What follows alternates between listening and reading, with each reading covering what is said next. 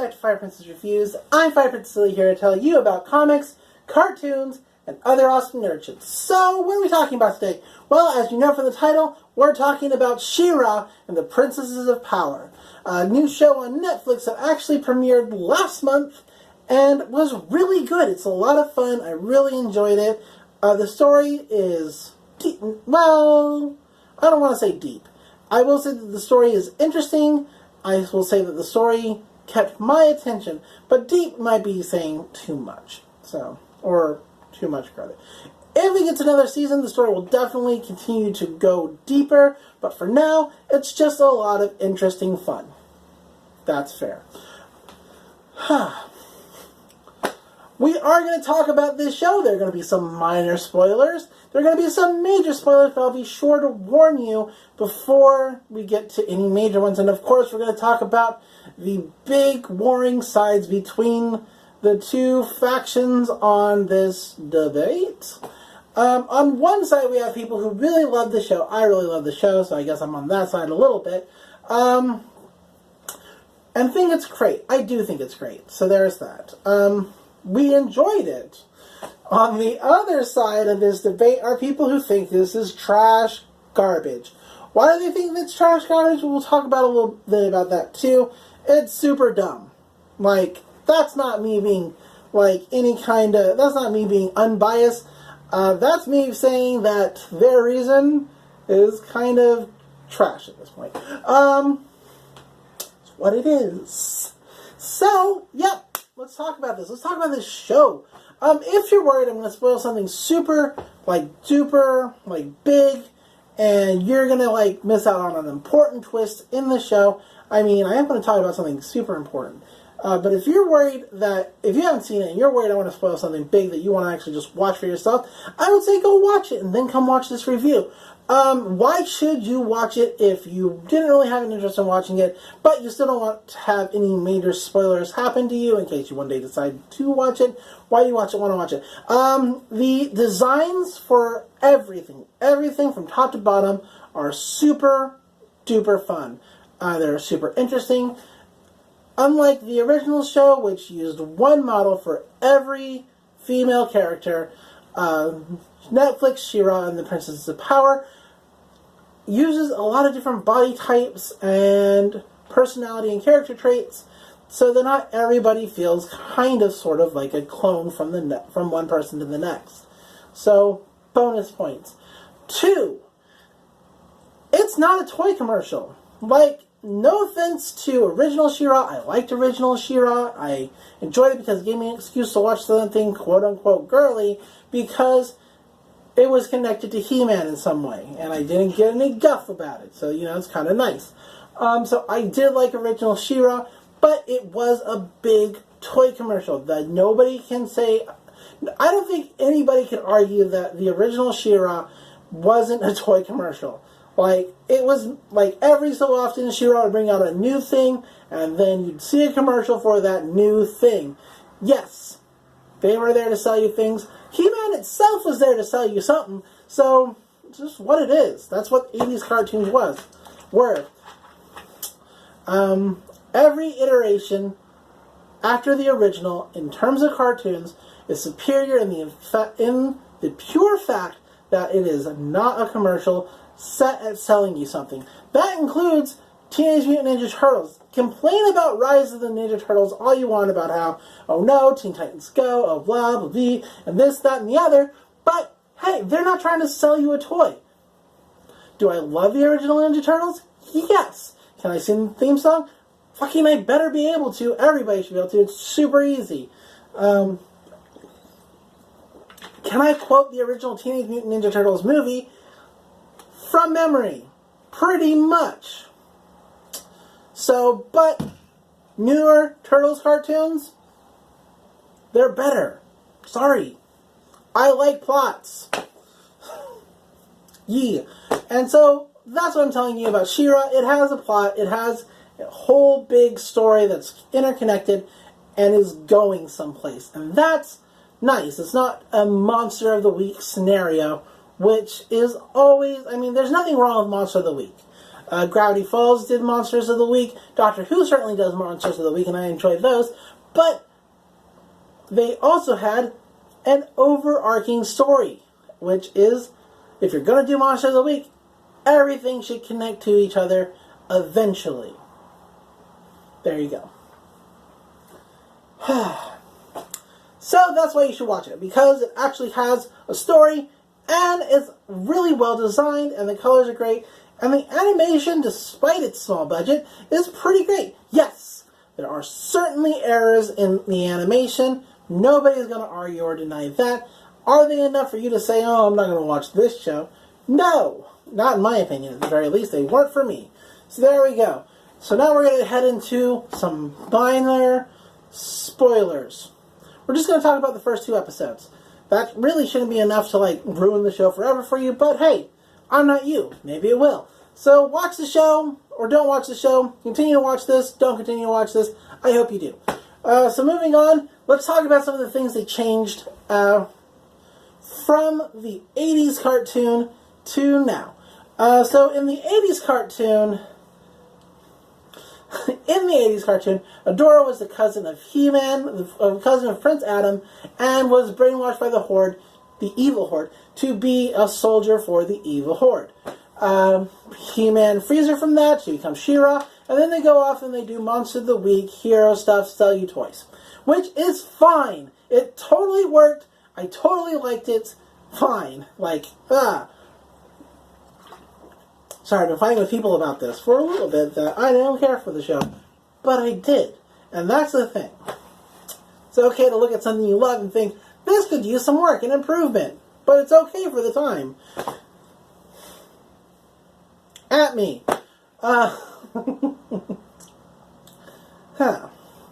In the latest She-Ra, however, Adora has actually been raised by the Horde. There's no brainwashing because there's no He-Man to basically build her story from. They had to build a new story. And the story is actually pretty dope. So, Adora has not only just been raised by the Horde, she's like their best cadet. Why? Because she's driven, she wants to be Force Captain, and she's gonna fucking be Force Captain. She's gonna work hard at it, get the best times, do what she has to do to climb those ranks. Now, there is a little favoritism in her favor from Shadow Weaver, who oversees the recruits, and that I would have actually liked explained. Maybe it'll get explained in the next season. Hopefully there'll be another season. But, yeah, they don't really go into the whole, why does Shadow Weaver care for Adora so much? So if you're really interested in that whole bit, I don't know what to say. I'm sorry. They don't go into it because they had another story to go into. That's just how that is. Yeah, so that's Adora. Her best friend in the entire world is Catra. In the original Catra, as mentioned before, all the ladies were carbon clones of each other, and that's because toys are easier to make when they're all cut from the same mold. That's it. Boom. Toy sales. So, Catra is a cat person. In the original She-Ra, she was more just a person who could turn into a cat. Now she's just a furry. And it's okay. It works. They are best friends. They look out for each other. They do everything together that you can do in the Evil Horde that is fun.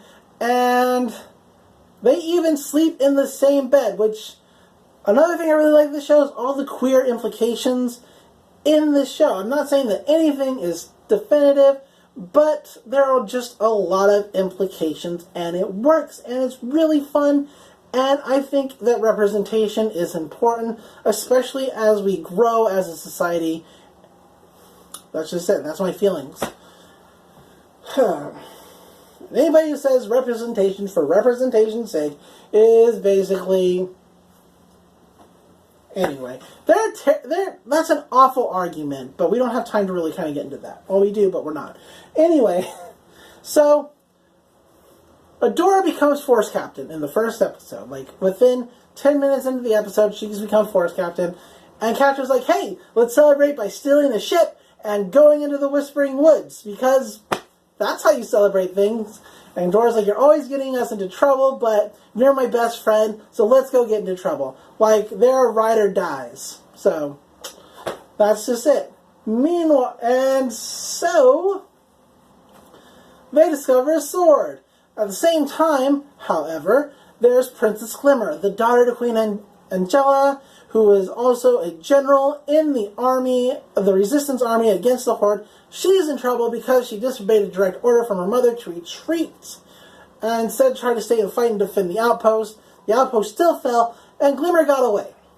So she's kind of grounded because she disobeyed her boss and her mother. It's a 1-2 combo. Her best friend Bo's like, hey, Bo's great, by the way. Bo is amazing. He's not my favorite character, but he's certainly up there. He's adorable. He's great. It's like, hey, my scanner that picks up First One tech, we're not going to talk about First Ones because it's a whole big plot thing, so they do go over that in the show, so there. It's like, if you get this First One's tech that my scanner picked up, it looks like a really juicy piece, your mom will probably forgive you, and you won't be in trouble anymore, and we can go do stuff again. And so, they do.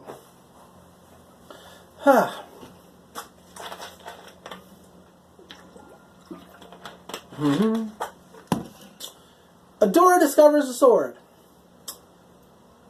It's a big, glowing, shiny doodad sword. Like, I watched all this stuff last month, so I'm recording for the memory. And she doesn't touch it at that point. Her and Catra go back to the Horde. However, Adora can't forget about the sword. So she later tells Catra, I'm going to go back to the Whispering Woods. I'm going to look for that sword I found. Could you just cover for me? Would that be cool? And Catra's like, yeah, you're my best friend. Of course I would cover for you.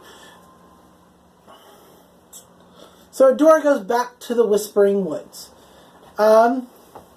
She gets kind of lost, but eventually she does come across the glowing sword at the same time that Bo and Glimmer do. Now there's a fight between the three, and Adora, more or less, loses. Yep. She does turn into She-Ra briefly, and scares away a big, scary thing. No, she stops the big, scary thing from attacking. See? Calling from memory. She actually freaks out when she sees herself, though, because in the Horde you're told that princesses are bad, and she fucking looks like a princess when she's She-Ra. So it's a whole thing. She gets captured by Bo and Glimmer, and they are basically walking her back to Bright Moon because, due to a series of circumstances, Glimmer loses a lot of her teleporting juice. It's not actual juice. She just gets less. She doesn't have a lot of magic going on. So, there. Done. Yeah. She used up all her magic doing stuff. Now,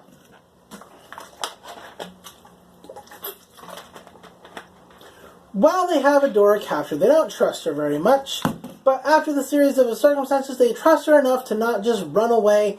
And Bo tries to facilitate friendship. It works. There's a scene where they meet a horse. Adora loves that horse because she's never seen one before. And then the village that they're having a party in, there's a big festival. The village they're having a festival in basically gets attacked by the evil Horde. And it's being led by Catra, who's been told to find Adora by Shadow Weaver, who's basically like, Adora's my favorite. I think we talked about that just a little bit. Favoritism, etc. Or maybe that was in a different take. I've done this a couple times already, so if I seem low-key, it's because I used up a lot of energy during those couple times. I got interrupted by work. So, that's what it is. But, yeah. Yes, we did talk about that. Okay, now a different take. Yeah, Shadow Weaver sends Catra out to find Adora. Catra finds Adora. Adora's like, look, the Horde's evil. Look at this shit they're doing. They've been lying to us. And Catra's like, yeah, they are evil. But at least when they're doing shit, I've had you this whole time. So just come back with me. Be my friend. Come back with me. Let's just be friends. Forget, like, whoever you met or whatever. And let's just, like, go back. Shadow Weaver wants you back, and I can't really go back without you. So let's just do that. And Adora says no. And then they fight. And then she becomes She-Ra. It's a whole thing. She pushes back the Horde. Catra goes back empty-handed, which obviously gets her in trouble with Shadow Weaver. Adora, Glimmer, and Bo go to Bright Moon, and that's the first 2 episodes. Right? That's a lot. That's the first 2 episodes of She-Ra and the Princesses of Power. Now, I'm not going to go into, like, other things because I do want you to watch them. Hopefully that stoked your interest enough to watch them. I would say if you do watch it, just stay away from the argument of the show, right? Okay, just enjoy it for what it is, and if you don't like it, cool. There's not a lot of people in the center of the divide that are like, yeah, it was an okay show, not my favorite, whatever. There are just a bunch of people who either really loved it or a bunch of who really hated it, and a lot of people who really loved it love it because it's a fun, good show. There are people who love it for whatever reason they love it for, they like what they feel is like representation. They like all the character designs, which is cool. Totally dope, awesome, and valid. On the other side, you have the people who hate it. The people who hate it because it doesn't look like the 80s cartoon, which more or less is a valid sort of thing. Less valid, however, is that they would like to say that She-Ra doesn't give them an erection, and therefore it's a bad design. Like, I used to really be into She-Ra, but now she looks like a boy, and I am not into that. One, she doesn't. So, that's the argument, is that they've ruined designs with diversity. Because they're not selling toys, so they don't have to fit all the same mold. See, we're going to get back into this many times if I keep going. So that's the argument. That's the whole argument right there, is that people are like, this new thing is good because it does these things differently, and these different things are actually better. And then you have people who probably actually didn't even watch the original show. I remember that certain people my age weren't even really allowed to watch the show. They were allowed to watch He-Man, but not She-Ra, because boys watching She-Ra, well, that would make you gay, or whatever. Sure, whatever. And so they probably didn't actually watch the show. They're just mad because it doesn't look how they think it should look, even though they're not the intended audience. If you don't like something, that's totally fine and whatever, but I think you should have good reasons for not liking things. My big example on this channel is a comic called Skyborn, and my reason for not liking it is that I feel suckered into something that it wasn't. I was told it was going to be about a guy and his kick-ass sister who was going to do all these kick-ass things, and instead they killed her in the first issue, and then half a year later, 4 issues later, of following this guy being sad and depressed the whole time. That is not what I signed up for. So, if you don't like something because you feel you've been lied to, absolutely. If you don't like something because you can't jack off to it, not valid. So, from here on out, with the little time that I'm going to have left on this video that I'm doing, we're going to talk about some heavy spoiler things. So if you don't want to be spoiled, stop watching. Are you still here? Okay, here we go. So, the one thing that I have a problem with in the fandom is Entrapta. Now, Entrapta is my favorite character. I love her so much. I love how she walks on her hair. I love that she only eats tiny food. I like her intricacies. I love her whole thing.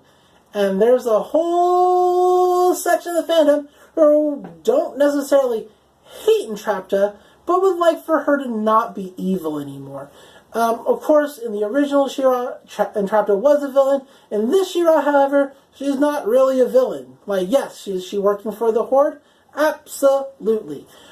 Is she working for the Horde because she feels like she needs to destroy or take over Eternia? No!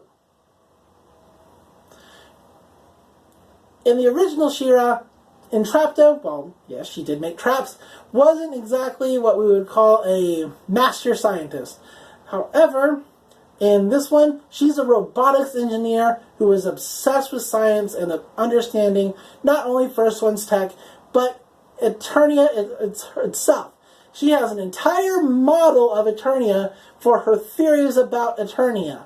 Now, did her experiment maybe almost destroy Eternia? Yes. Was she doing that because she wanted to destroy Eternia? No. She wanted to complete the experiment. That's it. That's her purpose, is to see an experiment through to its very end, regardless of the consequences, because that's what science is. Science is just getting to the bottom of things. And so when people call Entrapta evil, or that say that she doesn't have a conscience, it irks me a lot. Not just because she's my favorite character, because that's just a mischaracterization of who she actually is. Amoral, I don't think feels right either, because Entrapta will actually work at protecting people when they're in front of her. She's very driven and goal-focused, goal-oriented. So if there's a goal, and that goal includes saving people, she will save those people. If there's no goal, then her goal is science, above all. And why is she working for the Horde? It's because she thinks that her friends abandoned her. Of course, her friends think she's dead, so hopefully in the next season, they'll cover that, and then she'll either make a choice. And you know what? I don't care if she stays with Scorpia and Catra at all. I think that would be great because they've been really good friends here. And I love Scorpia too. Scorpia's amazing. Yeah, and by the way, if you're still hate watching at this point, like, so you're angrily typing in the comments about how whatever, y'all said that there are no attractive characters in She-Ra and the Princess of Power. I hate to tell you this, but maybe there are, and they're just not for you, because Scorpia is fucking, I want her to break me, okay? Like, whew, buff lady, like, that's a whole other, like, topic. We're not going to get into that, obviously, but, yeah, maybe these designs weren't for you, maybe they were for certain people. Those claws are for attracting mates. But yeah, that's the video. That's everything. That's my whole little breakdown on this channel, I suppose, is like saying I want Scorpia to break me, and I don't have any way to edit this, and I've already spent 22 minutes recording it, so it's going on the internet. GIF it. I don't give a shit. What are we going to talk about coming up? Well, coming up, there's probably going to be, maybe, don't hold me to it, a mini video about Red Dead Redemption 2. I don't really talk about games too much on this channel, but I do play them, and I do have some feelings about said game. We're definitely going to do all our episode reviews for the week, starting with Doctor Who tomorrow, and all the way to Zombieland Saga on Friday, so look forward to that. After that, what are we talking about next week? It's previews time, so look forward to a previews video for things coming in February. That's all happening on this channel. Yay, we did it. But until next time, I'm Fire Princess Lily. Enjoy comics, enjoy cartoons, and I'll see you in the next video. Bye!